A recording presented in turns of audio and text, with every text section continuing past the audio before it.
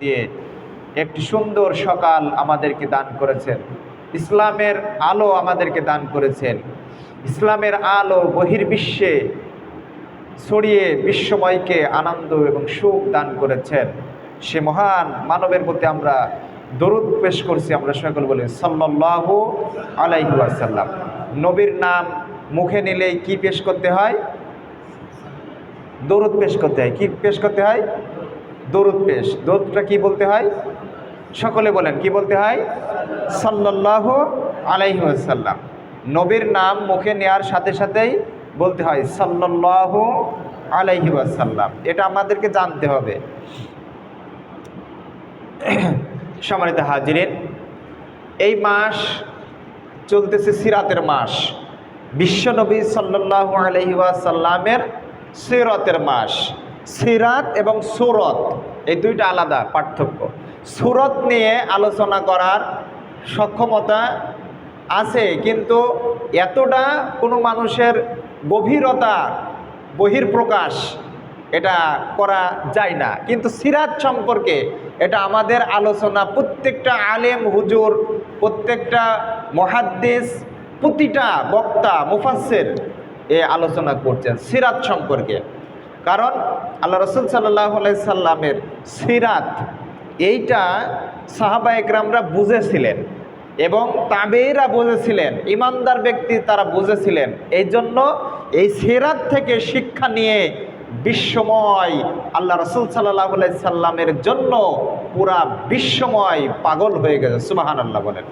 এবং এত বড় আকস্মিক, এত বড় হতাশ, এত বড় আনন্দ উৎফুল্ল এই একজনই মানব পৃথিবীতে এসেছিলেন, যেই মানবের গ্রন্থ, যেই মানুষের গবেষণা, যেই মানুষের ব্যাখ্যা বিশ্লেষণ এখন পর্যন্ত করে যাচ্ছে বিশ্বময় এবং কিয়ামত পর্যন্ত এটা চালু থাকবে। সুবহানাল্লাহ বলেন। কি মানুষ, কি নবী, কি মহাব্বতের জিনিস আমরা পেয়েছি। দেখেন, একজন হিন্দু, খ্রিস্টান, বৌদ্ধ, নাসারা যেই বলেন, অমুসলিম, কিন্তু রাসূলের সিরাত সম্পর্কে জানতে যে ইসলাম ধর্ম গ্রহণ করেছেন। সুবহানাল্লাহ। যেমন ডক্টর মরিস বুকাইলি, একজন বিখ্যাত গবেষক, বিখ্যাত বিজ্ঞানী। এই বিজ্ঞানী কোরআনের ভুল ধরতে এসেছিল। এই ডক্টর মরিস বুকাইলি কোরআনের ভুল ধরতে এসে যতই গভীরে যায় ততই তিনি হতাশ হয়ে যান এবং অবাক হয়ে যান যে কি জিনিস কোরআনুল কারীম, কি জিনিস। এবং কোরআনুল কারীমের ভিতরে অনেকগুলো নবী, সাহাবী, অনেকগুলো নবী রাসূলদের জীবনী এসেছে। হযরত মুসা আলাইহিস সালামের সবথেকে বেশি জীবনী, এবং হযরত ঈসা আলাইহিস সালাম, হযরত ইউসুফ আলাইহিস সালাম, হযরত ইউনুস আলাইহিস সালাম, হযরত সুলাইমান আলাইহিস সালাম এবং বিশ্বনবী মুহাম্মদ রাসূলুল্লাহ সাল্লাল্লাহু আলাইহি সাল্লামের জীবনী অটোমেটিক পাওয়া যাচ্ছে। এবং এমন বিস্ময়কর জিনিস কোরআনুল কারীমের ভিতরে পাওয়া যাচ্ছে, তারা দেখে হতভম্ব মেরে গেছে। মহাত্মা গান্ধী ভারতের এক সময়কার তেজি পুরুষ নেতা ছিলেন। পুরা ভারতবর্ষ তিনি শাসন করতেন। ইনি আফ্রিকায় চলে গেলেন। যাওয়ার পরে আফ্রিকার যে মুসলমানরা, এরা ছিল একনিষ্ঠভাবে রাসূল করিম সাল্লাল্লাহু আলাইহি ওয়াসাল্লামের প্রতি আনুগত্যশীল ছিল। এবং এই আফ্রিকাতে অনেকগুলো সাহাবা একরাম, অনেকগুলো তাবি সেখানে যে ইসলাম প্রচার করেছেন। এখন পর্যন্ত আফ্রিকায় সেখানে ইসলামের বার্তা অবহমানকাল পর্যন্ত চলে আসছে এবং চলতে থাকবে। ওই সময় মহাত্মা গান্ধী সেখানে গেলেন। যাওয়ার পরে তারা দেখলো যে মুহাম্মদ সাল্লাল্লাহু আলাইহি সাল্লামের জীবনী সম্পর্কে তারা এইরকমভাবে তালিম দিচ্ছে, তারা রাসূল সাল্লাল্লাহু আলাইহি সাল্লামের আনুগত্য প্রকাশ করছে। তিনি জানতে পারলেন কে এই ব্যক্তি, কে এই নেতা হতে পারে। তিনি খুঁজতে লাগলেন। রাসূল করিম সাল্লাল্লাহু আলাইহি সাল্লামের জীবনী অধ্যয়ন করা শুরু করে দিলেন। তিনি এক সময় বলতে লাগলেন, আরও আগে কেন আমি এই মুহাম্মদের জীবনী পড়ি নাই, আরও আগে কেন আমি এনার সম্পর্কে জানি নাই। এই যে সম্পর্কে যতই আমি পড়ছি ততই আমি মুগ্ধ হয়ে যাচ্ছি। এবং এক সময় রাসূল করিম সাল্লাল্লাহু আলাইহি সাল্লাম সম্পর্কে তিনি বলেছিলেন, এই আদর্শটা যদি সারা বিশ্বে আমরা যদি বাস্তবায়ন করতে পারি তাহলে অটোমেটিক শান্তি অবধারিত। সুবহানাল্লাহ বলে। তাহলে আমরা এখান থেকে জানতে পারলাম যে রাসূল করিম সাল্লাল্লাহু আলাইহি সাল্লামের সিরাত, এটা আমাদেরকে জানতে হবে, তার জীবনী সম্পর্কে জানতে হবে, তিনি কি করেছেন, কিভাবে তিনি চলাফেরা করেছেন। এই সম্পর্কে যদি আমরা না জানি তাহলে আমরা সব থেকে আমরা মরেও শান্তি পাবো না। দেখেন রাসূল সাল্লাল্লাহু আলাইহি সাল্লাম যখন কোরআনের নবুয়ত প্রাপ্ত হন, এই নবুয়ত প্রাপ্ত কত বছর কি জানেন কেউ? হ্যাঁ, 23 বছর। কত বছর?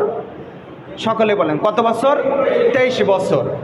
3 বছর দাওয়াতি অভিযান পেশ করলেন গোপনে, দাওয়াত দিলেন গোপনে। আস্তে আস্তে আস্তে আস্তে 38 জন হলো। কয়জন হলো?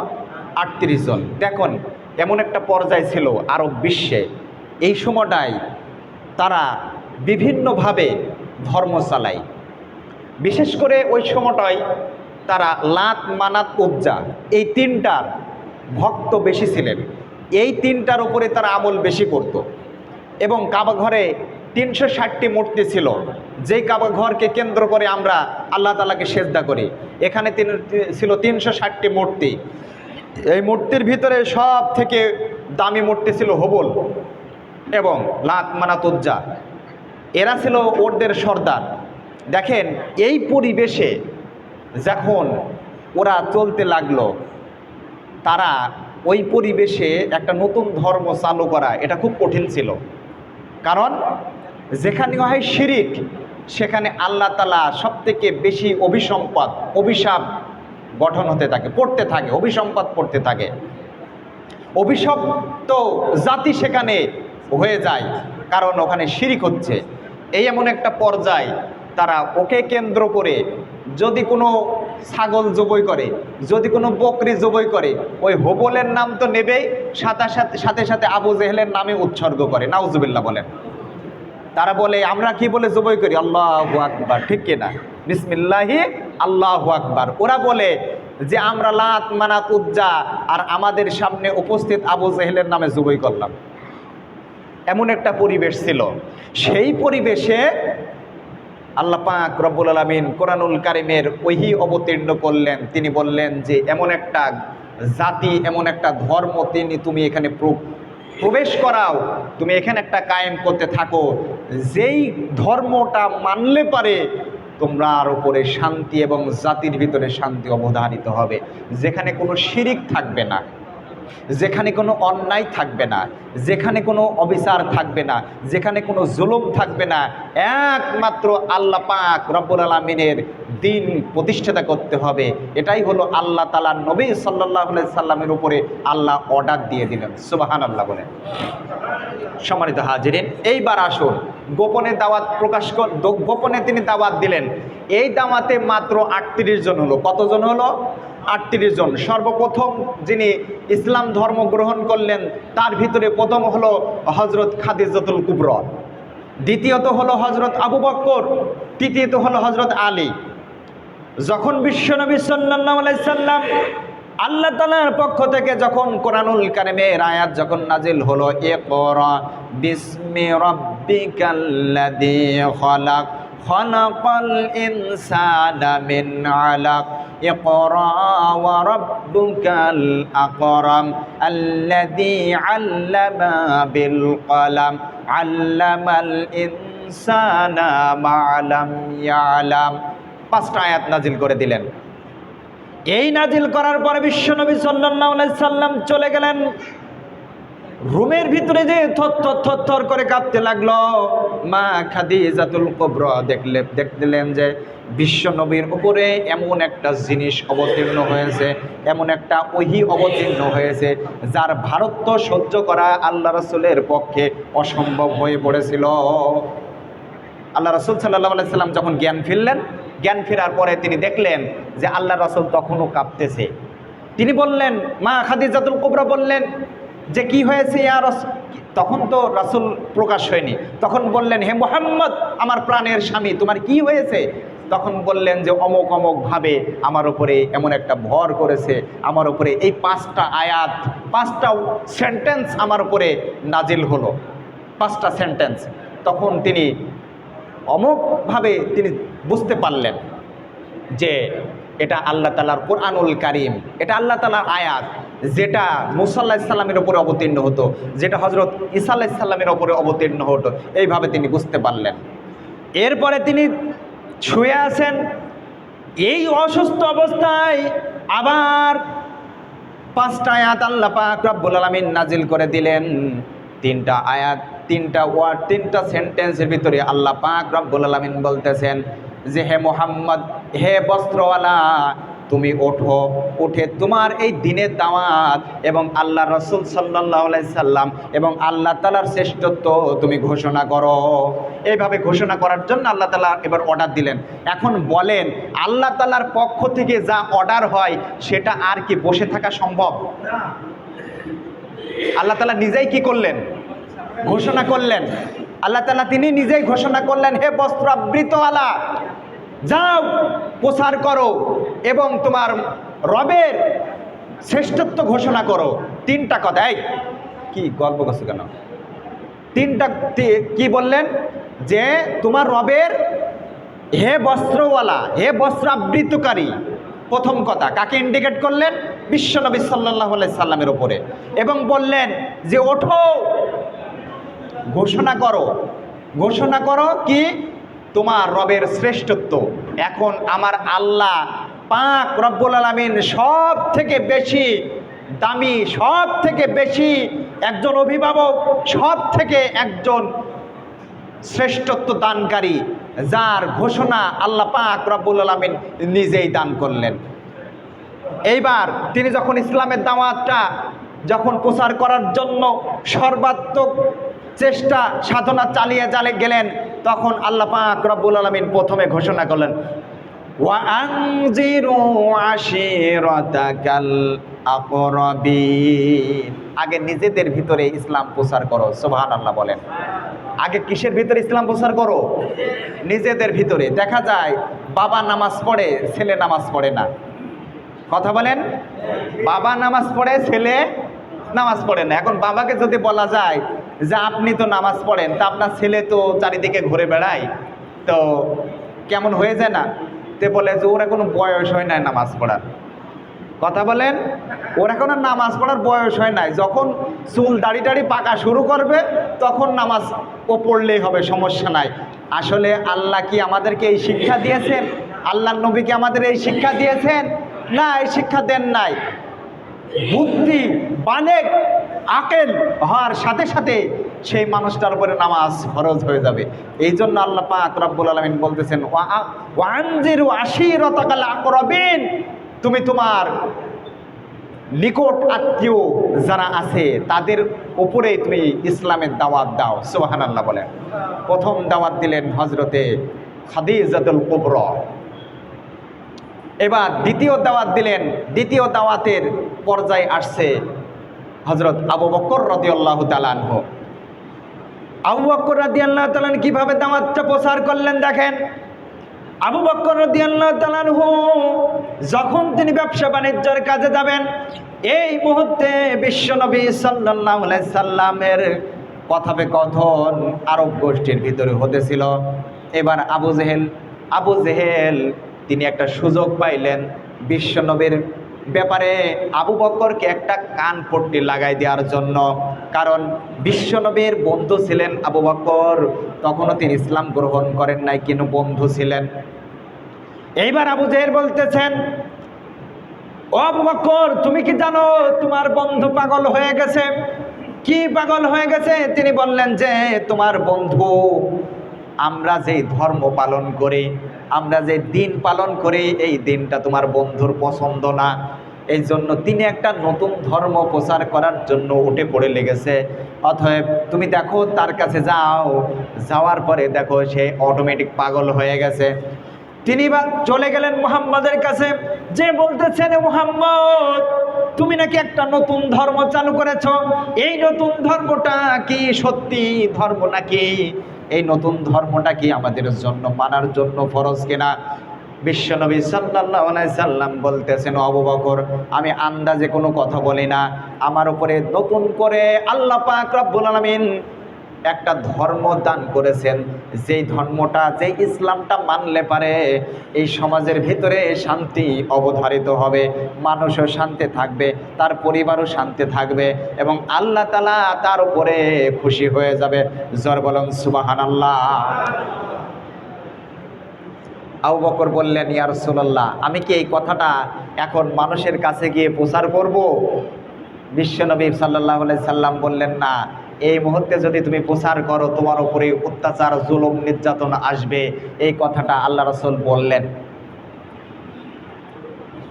আবু বকর বলতেছেন, ইয়া রাসূলুল্লাহ, ঠিক আছে। এইবার হযরত আলী রাদিয়াল্লাহু তাআলা আনহু হঠাৎ করে ঘরের ভিতরে প্রবেশ করে মা খাদিজাতুল কুবরা রাদিয়াল্লাহু তাআলা আনহার সাথে তিনি আলোচনা করতেছেন। বিশ্বনবী সাল্লাল্লাহু আলাইহি সাল্লাম আলোচনা করার পরে নামাজ আদায় করলেন। এমন একটা সময় আলী প্রবেশ করলো। প্রবেশ করার পরে বলতেছেন, আল্লাহ, তোমরা কি পালন করতেছ? বিশ্বনবী বলতেছেন, এটাই হলো আমাদের ইসলাম, এটাই হলো আমাদের দিন। আমি কোরআন থেকে আলোচনা করছি, আমি আমার কথাবে কথন, যেই কথা মুখ দিয়ে বলছি সেই কথা আমার নিজের না, আল্লাহর। আমি যে নামাজ আদায় করতেছি এই নামাজটা আল্লাহ পাক রব্বুল আলামিন নামাজ আমাকে শিক্ষা দিয়েছেন। শুধু আমাদের ধর্ম হলো এটাই, আমাদের ধর্ম আবু জেহেল, আবু লাহাব, উতবা, সাইবা যেটা পালন করে ওটা আমাদের ধর্ম না। তুমি যদি এই ধর্মটা পালন করো, পালন করার পরে তুমি অটোমেটিক শান্তি অনুভব করবে তোমার মনের ভিতরে।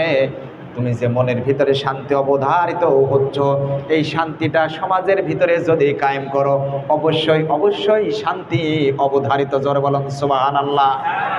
এইবার আলী রাদিয়াল্লাহু তাআলা ইসলাম গ্রহণ করলেন। এইভাবে ক্রমে যখন ইসলাম গ্রহণ করতে লাগলেন, 38 জন হয়ে গেল ইসলামের ভিতরে।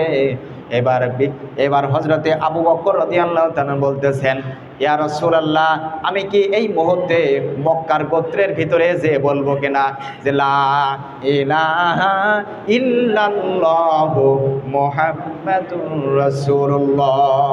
বিশ্বনবী বলতেছেন, তুমি যদি এই মুহূর্তেও বলো তুমি মার খাবা। তিনি আবু বকর আর সহ্য করতে পারলেন না।